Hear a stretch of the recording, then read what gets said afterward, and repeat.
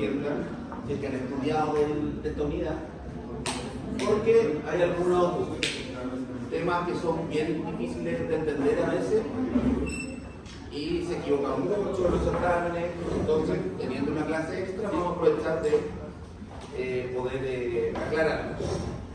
Sobre todo, más que nada, nos vamos a enfocar en el componente neuromuscular periférico, ¿ya? Y central también, que a veces puede ser un poco complejo de entender, pero lo que quiero realmente que sepan es simplificar un poco de todo esto. Tienen que saber que el componente neuromuscular, ¿cierto?, es la unidad. ¿Qué es lo que es su parte más básica que hay? ¿Cuál es la unidad básica del componente neuromuscular? ¿El uso? Uno, la motoneurona. Muy bien, ¿con qué más? ¿Con qué más? ¿Qué es la idea del componente neuromuscular? ¿Ah? Con las fibras musculares. ¿Cómo se llama eso? Pregunta de certamen. Unidad motora. ¿Ya?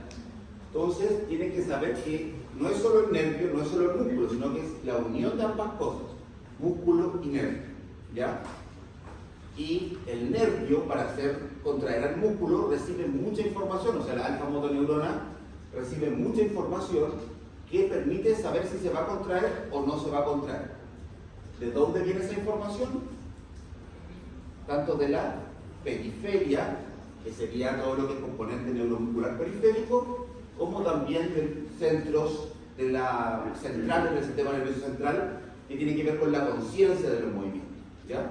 No somos puros reflejos, no estaríamos todo el rato moviéndonos así como tic, sino que también tenemos un control motor. Hacemos cosas que queremos hacer con las manos o con los pies, y eso tiene un componente central. ¿Ya? Y eso se ve reflejado en esto. Esta es la figura básica que es la vía final común de Charrington, ¿cierto? Que básicamente va a tener vías que vienen desde arriba, del cerebro, que son el sistema neuromuscular central, y información periférica que va también a modular en contracción o inhibición. ¿Se entiende eso? Esto es como lo básico. ¿Ya? Si no entienden esto, no van a poder seguir entendiendo lo otro. Por lo tanto, tenemos que, dentro de los mecanismos neuromusculares periféricos, o sea, solamente centrados en esos de la esquina, encontramos todo lo que son los reflejos. Y vamos a seguir esto, más que nada las fibras musculares. No voy a preguntar de esto, aunque deberían saberlo, que es fisiología muscular.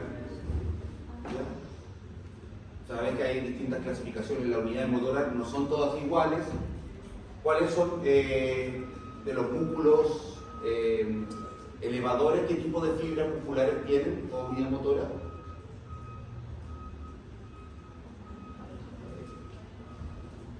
¿Qué tipo de fibras musculares tendrán los músculos elevadores? ¿O qué tipo de unidad motora? Más que nada. ¿Tendrán fibras, o sea, tendrán una motoneurona con varias fibras musculares o poquitas, que inerva pocas fibras? ¿Pocas? ¿Por qué? Porque es más específico. Claro, muy bien, pero al revés, los depresores son más específicos, son más chiquitos. En cambio, el macétero, el temporal, son músculos como grandes. Y que lo único que hacen es elevar con fuerza. El temporal da un poco más de precisión, pero el macétero es un músculo como bruto. Entonces, una fibra, o sea, una alfa motoneurona, inerva varias fibras musculares. Para, por ejemplo, los músculos de los dedos, que necesitamos precisión y todo, ahí una alfa motoneurona inerva pocas fibras musculares. Y de ahí hay distintos tipos de fibras musculares, dependiendo del tipo de músculo que sea. Si necesitamos un músculo que sea de contracción rápida, necesitamos fibras musculares, ¿cierto?, que sean de tipo 2 o 2A, más si necesitamos fibras que son para mantener como la postura del cuerpo, necesitamos más de tipo 1. Por ejemplo, el macétero es tipo 1 porque está contraído todo el rato. Es lento, pero se fatiga poco. O sea, básicamente cuando se fatiga es porque hay algún otro tipo de problema. Pero los tipo 2 o los tipo 2P son de contracción rápida. Son músculos, por ejemplo, cuando uno abre la boca, los suprayoideos o el pterigoideo temporal. Son ese tipo de, o sea, el pterigoideo lateral inferior. No vamos a clasificar nada más, no importa esto, en esto de las clases, pero lo que más que nada, esto es lo más básico, ¿ya? Esto siempre se pregunta también, es cómo se compone un arco reflejo. Y obviamente tenemos un estímulo que va a llegar a un receptor. ¿Cuáles receptores hay? El uso neuromuscular, el aparato de Golgi, los receptores cervicales, los mecanorreceptores periodontales. Entonces, esos son distintos tipos de receptores, pero no es que solo el uso sea lo importante, sino que juega un rol preponderante dentro de todo, pero dentro de los receptores hay varios tipos, ¿ya? Nosotros tenemos receptores en todo el cuerpo. Y de ahí viene eso de los músculos sensitivos que vimos el dibujo, que representaba como cómo está nuestro cuerpo representado a nivel cerebral. Entonces tenemos que el receptor sensorial va a tener una vía aferente, va a tener un centro integrador, y el que va a generar, digamos, el efecto, va a haber un efector que va a ser quien lleve ese efecto a realizarse, y la respuesta. Eso es lo que deben saber en cada uno de los reflejos. ¿Ya? Ustedes tienen que yo les voy a preguntar, no les voy a decir, o sea, les puedo decir dibujen el reflejo tanto, pero ustedes me tienen que decir cuál es el estímulo, cuál es el receptor, cuál es la vía y cuál es el centro integrador. Porque esto, vamos a ver, por ejemplo acá, reflejo estiramiento miotático maceterino, lo más básico. ¿Cuál es el receptor? Este es el reflejo más básico, todos deberían saber yo. ¿Cuál es el receptor? El uso neuromuscular, muy bien. ¿Cuál es la vía aferente?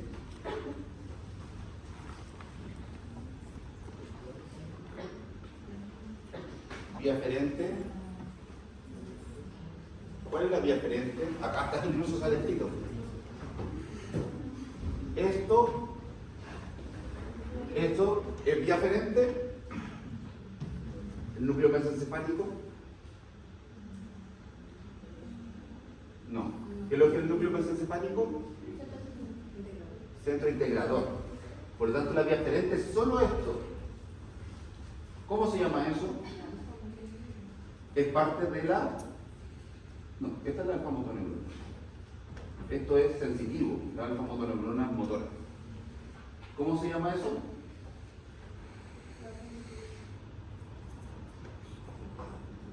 ¿Cómo se llama eso? Es parte del axón, ¿cierto? ¿Qué tipo de neurona es esta?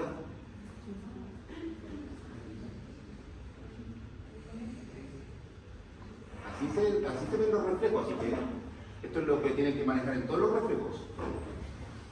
Vía aferente es esto nomás, ¿ya? ¿Cómo se llama esta neurona? Es una neurona unipolar en T en el núcleo mesencefálico. Todo eso tiene que ir escrito. Pero la neurona en T es todo esto. Por lo tanto, ¿cómo se llama eso de aquí nomás?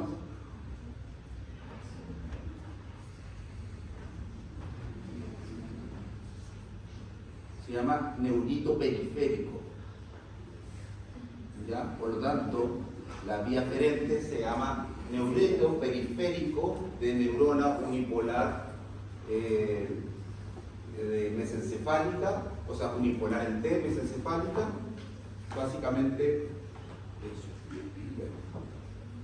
Vamos a ver con el puntero. Ahí. ¿Ya? O sea, este es el neurito periférico de una neurona y este es el neurito profundo. Por lo tanto, la vía aferente Neurito periférico, anótenlo, porque así va a ser preguntado en cada seminario y en cada certamen. Neurito periférico de neurona unipolar en T del núcleo mesencefálico. Ya, tenemos la vía aferente, tenemos centro integrador. Ahora, ¿qué es lo que nos falta? La vía eferente. Muy bien. ¿Cuál es la vía eferente? Ya. Alfa motoneurona. ¿Qué es eso? ¿Alfa motoneurona de qué? Ya, pero ¿de qué músculo? Necesito que digan, no pueden decir alfa motoneurona solamente. Del macete, muy bien. Pero nos falta una parte también. ¿De dónde viene la respuesta? ¿Quién hace la respuesta? Núcleo mesencefálico, ¿cierto? Por lo tanto, la respuesta viene desde acá. Incluye esto. ¿Cómo se llama eso? Neurito cuánto? Neurito profundo de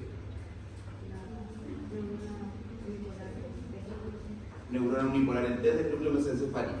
Eso es, solo eso. Es mucha palabra, pero poco recorrido.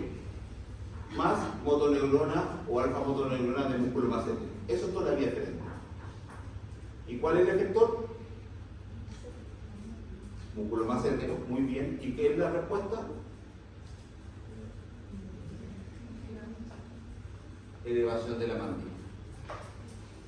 Eso es solo el reflejo miotático. Eso es lo que tienen que saber. Así que vamos a hacer otro ejemplo con otro reflejo. Un reflejo más mixto, como el reflejo de dilatación recíproca. Vamos. Ustedes lo van a hacer. ¿Cuál es, en este caso, el receptor?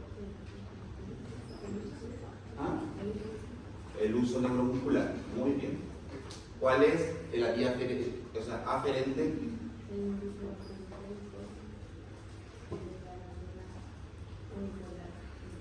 Ya. Del núcleo mesencefálico, ¿cierto?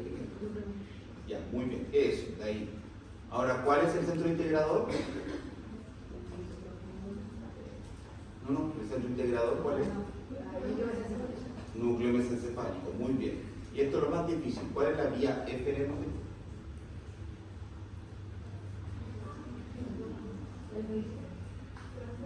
Ya, neurito profundo, es eso de ahí. Neurito profundo de neurona unipolar en T del núcleo mesencefálico, estamos describiendo solo eso. Más alfa motoneurona de músculo elevador o macétero, que sería todo este camino de acá. Pero lo de acá, ¿cómo se llama esto de aquí? ¿Ah? Esto de acá sí, es una gama motor, es una alfa motoneurona del músculo depresor.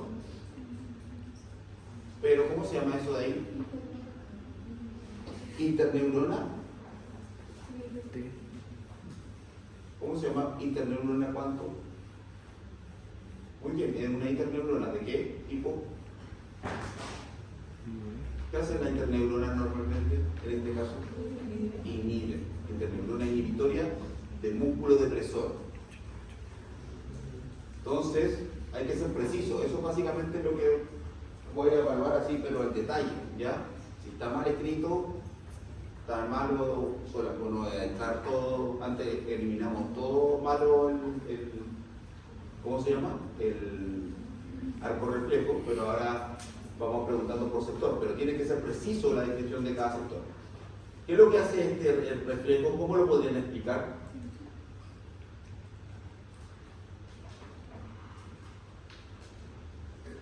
Por ejemplo, el reflejo miotático, ¿cierto? Se elongaba el músculo macétero, se elongaban los usos neuromusculares y se generaba una contracción porque el uso generaba esa contracción. O sea, lo más sencillo de todo. Pero ¿cuál es el estímulo?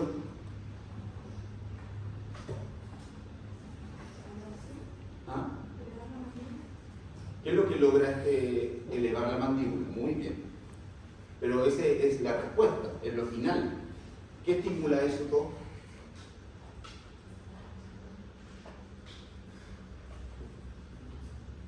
¿Por qué dice que es complementario el reflejo miotático? ¿Ah? Es un reflejo más complejo, porque aquí se estira igual el músculo, pero no solamente genera una contracción del elevador, sino que también genera una inhibición del antagonista, o sea, mejora la respuesta. Y el de facilitación básicamente es parecido, pero en vez de generar una inhibición del antagonista, sino que genera una contracción de un músculo que sea de tipo agonista. El órgano tendinoso de Golgi, por otro lado, eso en el uso, tenemos el reflejo miotático inverso, que este va a ser muy preguntado. ¿Y cuál es, digamos, el estímulo en este tipo de reflejo? ¿Cómo se activa el aparato Golgi? ¿Ya? ¿Y cuándo más? ¿Dónde se ubica el aparato Golgi? En los extremos, ¿cierto? ¿En qué parte? En la unión. Mio, A, O, ahí. Por lo tanto, se contrae cuando se estira mucho o cuando se contrae mucho. Es para movimientos extremos en general. En este caso, ¿quién me podría describir este reflejo? Por 2 puntos en el certamen, para tener que ya dar algún incentivo. 2 puntos del certamen, o 3 puntos, pero si lo tienes malo, tienes 1 punto más. Hay que perder algo, si lo puedes hacer aquí, hay que apostar, no apuesta. No puedes, no. Doy 2 puntos para el que quiera intentarlo. ¿De qué se trata este reflejo miotático inverso? Es cosa de verlo, ¿no? No tiene que ni siquiera saberse la memoria. ¿Ah?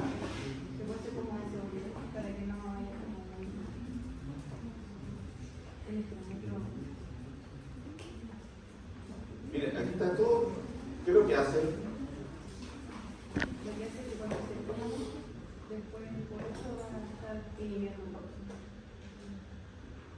Cuando se estira mucho, inhibe a ese mismo músculo. ¿Y qué activa? Al antagonista. Muy bien. O sea, ¿qué podrían describir? ¿Qué pasa así como en palabras sencillas?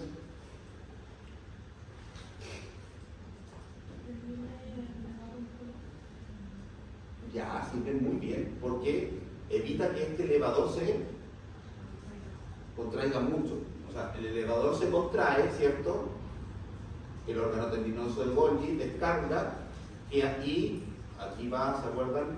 El neurito periférico eferente, o sea, el neurito periférico del neurona unipolar T, del núcleo mesencefálico, deferente, y la vía eferente es la que cambia acá. Hay una neurona inhibitoria, ¿cierto? Que a su vez va a inhibir a la alfa-motoneurona del mismo músculo, o sea, el elevador. El elevador se está contrayendo así, entonces hace que se suelte, se relaje un poco, y por otro lado también va a activar al depresor para que no solamente el elevador se relaje, sino que también la mandíbula descienda. O sea, es un reflejo distinto o genera un efecto totalmente distinto al reflejo miotático. La parte cervical, básicamente, deben saberla, pero no tanto con los reflejos, sino que más bien con el tipo de receptores que hay, cómo se activan. Eso es importante que lo estudien. Y el mecanismo propioceptivo periodontal, también vamos a preguntar, pero el reflejo es muy similar al anterior y se genera, es uno que preguntamos siempre, que es el reflejo de protección o de apertura mandibular, que deben manejarlo tal cual yo le envié o lo hicimos el ejercicio ahora, ¿ya? Que básicamente está dado por los mecanos receptores periodontales. preguntas de esto que vimos ahora, porque fue un repaso así. ¿Sí? Cuando usted nombró el neurito, ¿eso es una estructura, es una guía, es un plan? Porque no entiendo, de verdad no entiendo eso. Entiendo todo, pero no entiendo qué es. Esto, por ejemplo, el neurito periférico de la neurona interpolar en T, o sea, de la neurona unipolar en T, del núcleo mesencefálico, es básicamente esto de aquí. Pero eso es como un axón de neurona. Es un axón, muy bien. Es parte, no es el axón completo, es parte del axón. Por eso es tan específico. Porque el axón está compuesto por un neurito periférico y un neurito profundo. Eso es todo el axón. Porque es una neurona unipolar en T. ¿Cómo son las neuronas unipolares en T? Tienen el cuerpo y tienen una vía eferente, o sea, aferente y una vía profunda. Por lo tanto, lo que estoy hablando es solamente de esta parte. Y eso es la vía aferente, es una vía. Pero está compuesta por ese neurito. No sé si se... ¿Sí? Versus la vía eferente, que es la más compleja siempre, que hay que ir describiendo básicamente. Si ustedes logran hacer el dibujo, pueden ir describiendo, o sea, neurito profundo, interneurona inhibitoria, motoneurona del músculo elevador o del mismo músculo, y también tenemos motoneurona del músculo antagonista o depresor. ¿Y qué genera? Apertura. Eso es básicamente cómo se escribe un reflejo. Eso es lo que quería básicamente mostrarles. O sea, que ustedes sean capaces de poder describir un reflejo, no solamente tener que dibujarlo.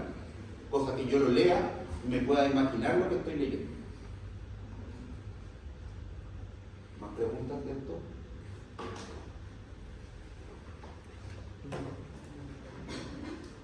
Espero que vengan con el tema más estudiado después para el seminario, y vamos a ver ahora un poquito muy somero lo de sistema central.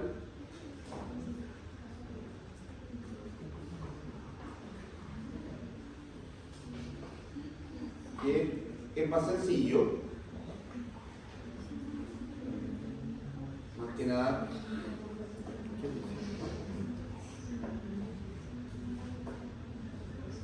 Tenemos que pensar que vamos a ver la parte de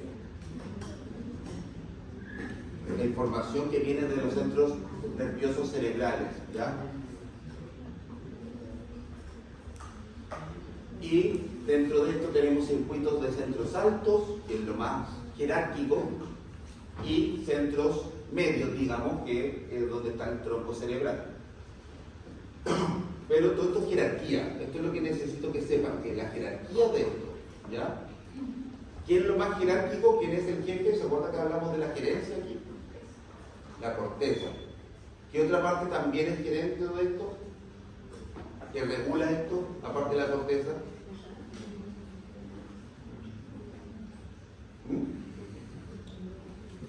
Los núcleos, ¿ya cuáles núcleos? ¿Cuáles? ¿Quién otro tiene un alto rol aquí?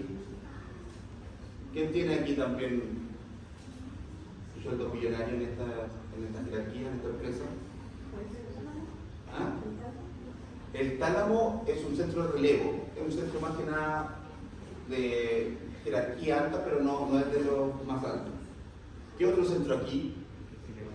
Sistema límbico. Muy bien, las emociones. Por eso muchas veces no podemos controlar nuestras emociones, porque tienen una alta influencia dentro de los movimientos, dentro del dolor, dentro de todo lo que tenga que ver a nivel cerebral. Por lo tanto, tenemos que eso juega, que es lo que el sistema límbico, está la amígdala, ¿cierto? Está cierta parte del hipotálamo, está parte de la corteza anterior cingulada, entonces eso, la corteza premotora también, o sea, prefrontal. Entonces, esos deben saber. Y de ahí viene el tronco cerebral, que está a nivel medio de la protuberancia, que es como una parte, entre comillas, como subgerencia, ¿ya? Explicándolo así. Lo más alto es corteza, sistema límbico, pero de ahí más abajo viene todo lo que es la parte del tronco cerebral, donde tenemos ¿qué cosas, estructuras? ¿Ah? ¿Núcleos? ¿Qué? Ya, muy bien, o cambios basales. ¿Y cuáles más? ¿Qué más también tenemos ahí? ¿Qué es lo más importante? Que compara la parte externa con lo interno, que hace esa comparación para saber cómo estamos. Lo mismo en la clase. Le dimos harto énfasis. Compara, es un centro de comparación. ¿Qué es lo que está pasando afuera? ¿Qué es lo que está pasando adentro? Y en base a eso genera muchas veces respuestas. Que también manda información, digamos, a los centros más superiores. La formación reticular. ¿Ya? Necesito que se sepan de memoria qué hace la formación reticular. ¿Dónde está? Así que neuroanatomía al máximo. Y tenemos que básicamente niveles suprasegmentarios. Yo a veces voy a colocar a nivel suprasegmentario, no voy a escribir qué estructura, pero ustedes tienen que saber que todo lo que es suprasegmentario es lo que está sobre el tronco de encéfalo o la parte de la protuberancia, y la parte segmentaria todo lo que es médula espinal o también los núcleos en el caso de nosotros de trigemio, ¿ya? Pero es parte del sistema nervioso central. Los segmentarios y suprasegmentarios es el sistema nervioso central, solamente que uno es más alto que el otro. Pero el segmentario no es periferia. Cuando hablo de periferia hablo de fuera del sistema nervioso, ya sea núcleo trigeminal o de médula espinal. ¿Ya? Y ahí tenemos, ¿cierto?, bastantes estructuras que deben manejar. Entonces, esa es la parte de la jerarquía. Asociativo total. Así que esa es cortical, corteza motora, ¿cierto? Ahí está la parte del también sistema límbico, como bien dijeron. Después viene el tronco cerebral y ya viene la parte, digamos, de asociativa, ganglios basales y cerebro. Cada una de estas tiene una vía y controla un tipo de motricidad. ¿Se acuerdan qué motricidad era? ¿Qué tipo de motricidad maneja la corteza y el núcleo rojo? ¿Se acuerdan que había distintos tipos de motricidad? ¿Qué motricidad?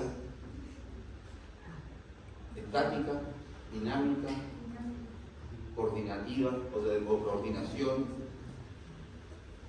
o automática. Dinámica, muy bien. ¿Ya? ¿Qué tipo de músculos están acá? Depresores mandibulares, ¿cierto? Motricidad dinámica. El troncoencéfalo está a cargo de la motricidad estática. Acuérdense, a través de gamma motoneuronas y todo lo que tiene que ver con el sistema motor de tipo medial. Y el ganglio basales tiene que ver con la automática y el cerebelo con la sinergia cortina. Así que no voy a apuntar estos dibujitos, pero tienen que saber qué tipo de coordinación o de tipo de motricidad que tiene cada uno de los niveles. No les voy a hablar de esto porque ustedes tienen que estudiarlo. Así que hoy día mismo les voy a enviar el resumen de esta clase, pero lo que espero es que se aprendan los reflejos y también sepan qué tipo de motricidad tiene cada tipo de sistema o de estructura. ¿Hay alguna pregunta con respecto a esto? Todo esto es materia que deben estudiar, ¿no? Básicamente lo que les dije en la parte como más general. ¿Pero alguien tiene preguntas del sistema motor lateral? O sea, del sistema como el sistema mecanismos centrales, pero a nivel general como que no entiendan algo. ¿Se entiende que todo se coordina a nivel central y a nivel periférico? ¿Ya? Y eso va a llevar a que haya un equilibrio. Puede ser que el sistema central diga contracción y el sistema periférico diga relajación, pero ahí la alfa motoneurona es la que toma la decisión, es como la trabajadora. Le llega información de todos lados y en base a eso se genera una suerte de equilibrio si se genera una contracción o una relajación de la parte muscular. Así que básicamente es eso. Esto ya después lo deben manejar, pero me interesa mucho que sepan describir los reflejos. ¿Ya? Esto o este resumen es para que ustedes hagan este ejercicio de escribir cada reflejo, que son, tenemos 4 reflejos principales y uno que es básicamente la facilitación monosináptica, que también lo vamos a preguntar. Así que son 5 reflejos que tienen que saberse, pero descritos bien, ¿ya? Así que no vengan después con que no, que quería decir esto, pero no dije esto, me refería al neurito, no. Si está mal escrito, está mal. Preguntas, seminarios, partimos al revés ahora, ¿ya? Grupo 4 el lunes, después grupo 2 el miércoles, grupo 3 el lunes y grupo 1 el miércoles.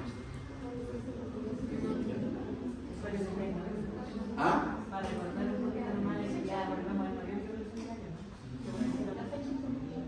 El 4, sí. Nos queda una clase todavía que es de dimensión vertical y postura mandibular con el doctor Parra, y eso da fin a la unidad 2, ¿ya? Así que dándole fin a la unidad 2 viene el seminario. De ahí viene la unidad 3, que es más corta, y el certamen y al final, que es con las 2 unidades. ¿Estamos bien? Sí. Así que nos vemos el próximo lunes con la clase de, digamos. La revisión la podemos hacer acá, pero va a ser la 2. Esta es la 2.